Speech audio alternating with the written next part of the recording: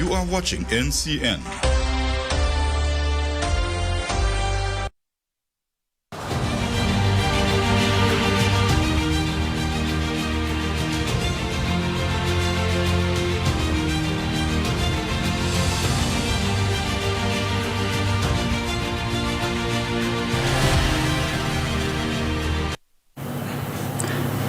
Hello and welcome to another edition of the Budget 2023 Review. I'm your host today, Kristen Macklingham, and with us in studio we have the Minister of Labour, Minister Joseph Hamilton.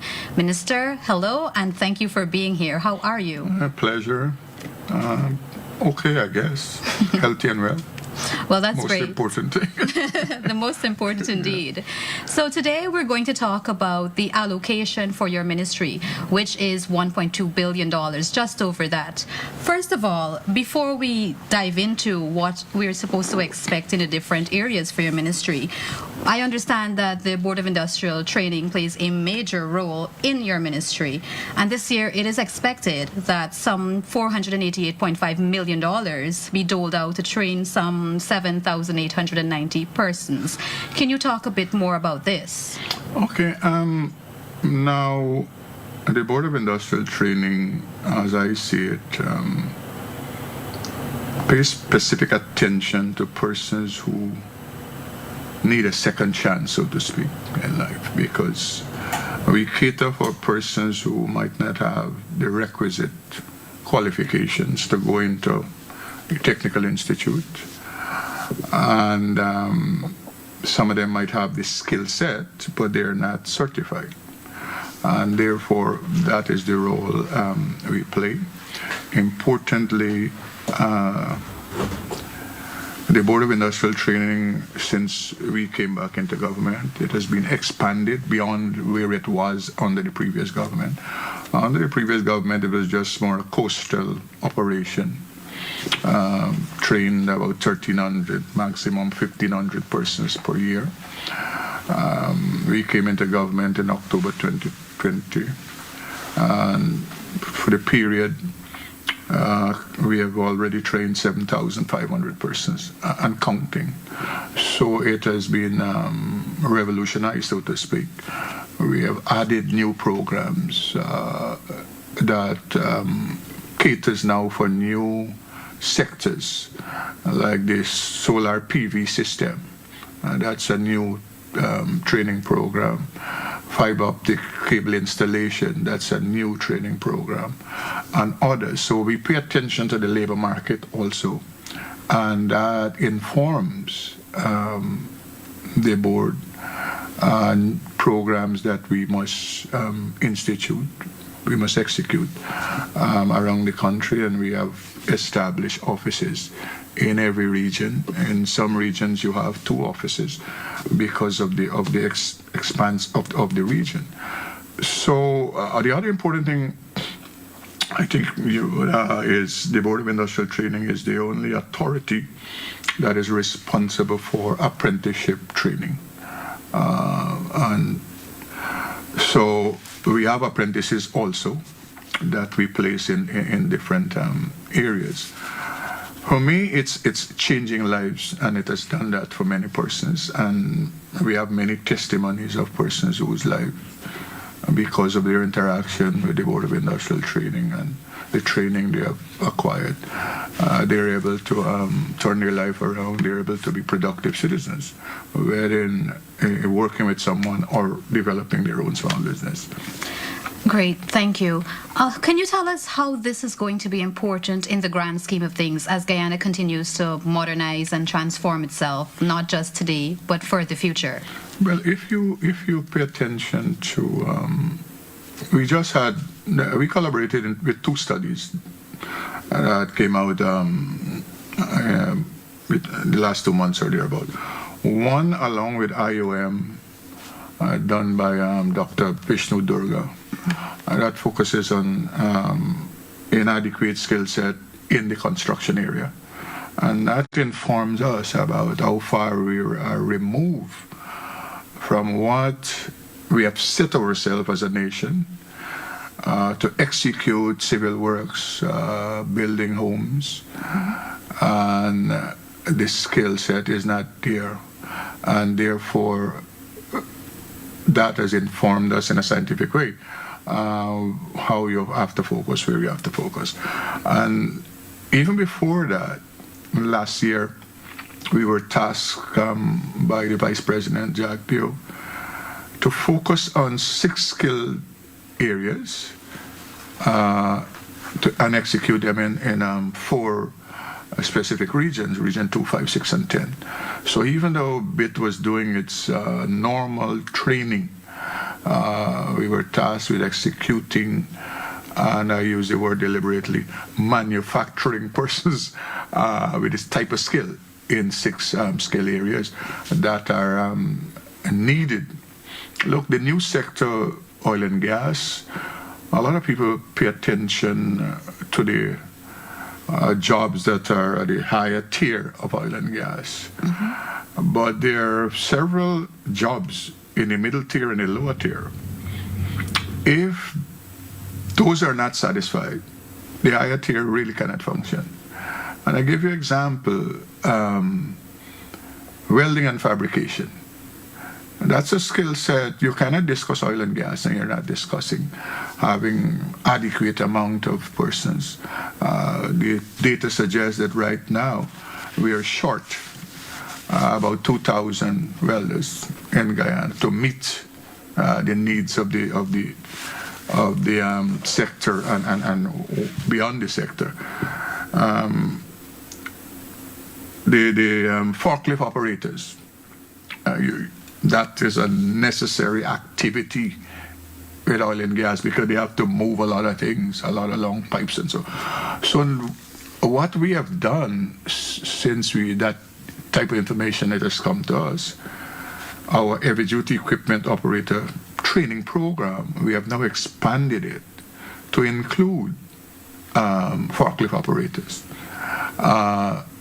The fact that we are focusing a lot on expanding agriculture and the whole issue of food security. We cannot be speaking about doing that and we have inadequate tractor drivers. So, right now, recognizing that, we have a program being done with about 18 persons in mainstay Wayaka in Region 2. Half of it are females. Mm-hmm. And that's another important aspect of what we're doing because Guyana historically shut out females from participating in certain type of training and certain type of skills and jobs. And seriously, we cannot talk about development and we're shutting out more than half of the population from specific type of training. And so that is what I continue to preach, and that is it has manifested itself because there are radical changes that have happened since we came back into government, where you have women now. When we started, my first set of graduation, I attended in these hard skills, as we call them.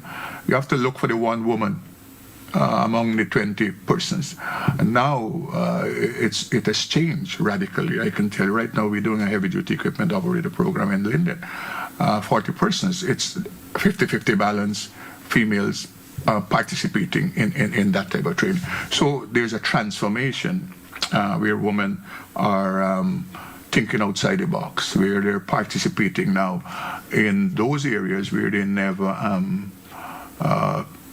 they were never enthusiastic to participate in, because we have to train the totality of all the persons we can train. So those are things that are happening and that speak specifically to how we deal with all the sectors and ensuring we have labor force to satisfy the sectors we have, beginning with Guyanese.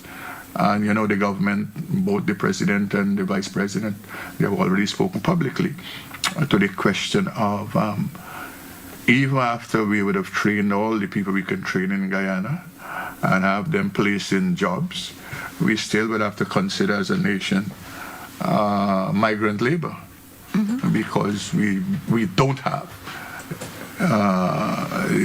the things that we have to do and will do we would not have the population with the type of skill set to service all these sectors. Thank you, Minister. Speaking of the oil and gas sector and training under the BIT program, just about how much money is expected to be set aside for training in this regard, and also with occupational health and safety? Can you talk a bit more on these? Well, we have our budget, that's a bit. BIT will be receiving as a subvention agency. You know, BIT is a subvention agency within the Ministry of Labor. It's a department, and I normally would say yet not a department because the whole structure is different. It has a board of directors, a CEO, and so they have $490 million will go to them, and of that, 48 will be utilized specifically for training programs. Regarding oil and gas, we have already started to have conversations with companies in oil and gas to collaborate to do apprenticeship program with them so that we can send young people into these companies to work and they develop skill set wider than they have. Take, for instance, welders and fabricators. We never train them for oil and gas, which is a specialized training. So even after BIT would have trained a welder and fabricator, we have to place that person as an apprenticeship within the oil and gas sector so that they can upskill themselves, upgrade themselves to function in oil and gas. Look, another area that we're considering is how we support the aviation sector. You know, we're about to sign a MOU with the Ari Wendt and Art Williams School at Ogle, because what is happening now, whilst it's an aviation school, because the training they do, it is comprehensive, you have many of the oil and gas companies snatching up these young people as they finish, because they can be diversified into any area, any technical area. It's not difficult for them. So they might be trained as an aircraft engineer, but because of their engineering speciality, they can function in oil and gas. The ones that were trained as aviators, and so you have helicopters and all that kind of thing, and companies that are coming.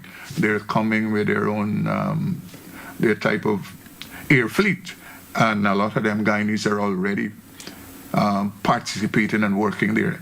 I am told that in the Caribbean, a lot of the countries, people that fly in those countries are Guyanese who were trained by the same school. So we have to work with that school to help, because that's a skill set also that we have to take it to a different place.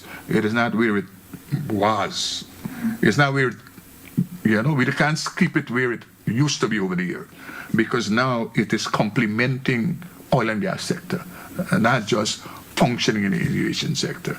And there are other areas that we have to pay attention in that regard. Electrical installation people. Most of our people who run wires, they don't have their certification. And therefore, again, we have just signed a MOU with the Electrical Inspectorate of the Ministry of Public Works to ensure that everybody we train in that area, they're properly certified. So there's a lot of things to be done, and in my view, we can only do it in a collaborative way. That's the only way it will work. We can't do it in silos, everybody on the little island. And I think that was the, in my view, reason why some of the skills we should have already had, we don't have them. Since your administration took office in August 2020 to date, thousands of persons have been trained under BIT. Last year alone, there were some 4,000 persons who received training, benefited from this training. But, Minister, can you say an average of how many of these persons are and were gainfully employed? Well, The last set of data I looked at, because we do what you call the tracer studies, the results from engaging, I think it's 735 persons, suggest to us you have about 68% of those persons were employed. I think about 5% or less were who are doing added training or other training. They have moved on to do other things. You have about 10% or thereabout of persons who are involved in their own, developing their own businesses. And the data suggests that presently you might have about 20% of persons who are still unemployed and who are looking for work. And one of the things with unemployment, when you say people are unemployed, it's not a true reflection, because a man might be unemployed because he's looking for the special job he wants. It don't mean that work or jobs are not available. And that is one of the things we have to pay to. What I can say to you, and now I'm sure you have more jobs than people, right? So unemployment now is not, the statistics don't properly inform you. Because as I have said, many people are looking for the special job they want. If I was taught growing up that there's dignity in labor, and whilst you're looking for the special job, you should have a job so that you can feed yourself and take care of your family. I would hope that that methodology, young people, they operate under that framework so that they can feed themselves. The other important thing, we have to pay attention to different types of jobs that we didn't cater for. I'll give you one to make the point. I spoke earlier about the study. I spoke about the action coach study that they did with construction. But the ILO did a study in oil and gas. And they list 11 jobs that you will need hundreds of people to do in oil and gas. And the second one is environmental and occupational safety and health. So you see how the landscape is changing. When you have now a job that, as Guyanese people, most people don't even know that exists as a profession. An occupation safety and health officer. The question is what that is. But now, in the new sector, and if we discuss an expansion of our the other sectors, it equals ensuring people work in safe conditions. It equals ensuring people don't contract diseases in the work environment. And how you do that is by training occupation safety and health officers whose statutory duty is to police. So that is a skill area. I spoke about earlier about fiber optic cable installation. That's also is a skill area, a new area. So the labor landscape is changing, and I hope young people who will go out to university, who want to do gold scholarship, they're not just doing a program because it exists for them to do. It makes no sense qualifying yourself in areas where you will not be needed. You have to pay attention, all young persons, those that are about to come out of secondary school, those who are just qualified out of UG and will go. You have to pay attention to what the labor force wants. And everything suggests that there's a revolution happening where the focus is on technical and vocational education. In the developed countries, the UK, they have had several studies and programs done. The United States, Canada, speaking to them, and they have executed several projects and programs that they're doing If you look at India, if you look at China, they're powerhouses in manufacturing because they understood that earlier than anyone else. That, listen, technical and vocational education and training, that will help to develop your country rapidly. And that is what we have to understand and pay attention to. So I know people are always excited about other disciplines, and people are always excited about social science. I would hope young people start paying attention to natural science, because that is what will cause development more rapidly. You've spoken extensively about training, especially under the BIT program. In terms of other monies being spent in your ministry, how much can we expect to be spent on co-op societies and credit unions, and in what areas will your ministry be focusing on under these categories this year? Okay, co-op societies, I say to people, my experience the last 2 years and months dealing with that specific matter, I have a better understanding as to why all my predecessors really never touched it. so I'm starting there, so you understand. I really understand. But it's a sad place regarding. Look, what is the sadness? And Guyanese should understand. Co-op societies have in their possession tens of thousands of acres of land that are not productive. And as a nation and as a minister, I will pay attention to that. So I have this thing that I have just said to the CCDO, Chief Co-op Development Officer. It is either we resolve or dissolve. It's useless you continue running this farce, that you have things in existence that really don't exist. They only exist on paper. But they have in their possession 10,000 acres of land that is unproductive. And those lands belong to the state that was leased to them by Lands and Surveys or the Forestry Commission or MMA. And we cannot continue to have that land wasted when we talk about food security. So we have to take we have to do some drastic things. So I am having conversation with Lands and Surveys, with Forestry Commission. We have asked so that I can get a fulsome understanding as to the amount of lands that are in the hands of co-op societies via these agencies. That's the first point.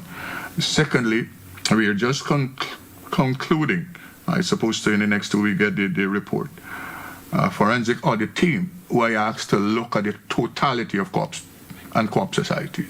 And that report is about being submitted, because I want to be properly advised, because all of those hundreds that are on the books, they're only figments, and we have to resolve that. But I didn't want to make decision, and people accuse me of, this country get wild, people fabricate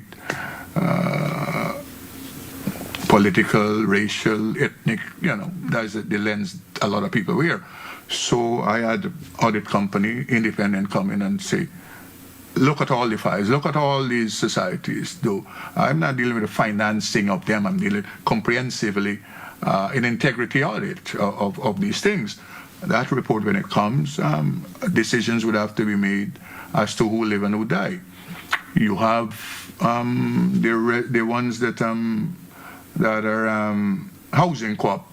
Mm-hmm. Decisions would have to be made whereby they divest themselves and they go into the NDC area so that they can pay rates and taxes to get service.